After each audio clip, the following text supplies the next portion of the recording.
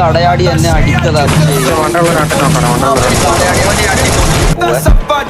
ആ മറ്റവനൊക്കെ രണ്ടിനോ സിപ്പിട്ട് പോയി.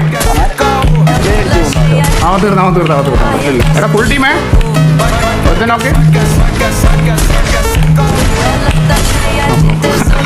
നമ്മൾ കുടുംബസമേതം നോക്കാം. എടാ വന്ന് ഇടിക്കോ മധുരാടിയടാ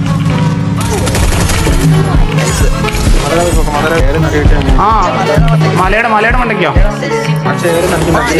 ഒരുത്തനോക്കെ എന്റെ ബ്ലൂ വാളില്ലേ ഞാൻ പെട്ടേ.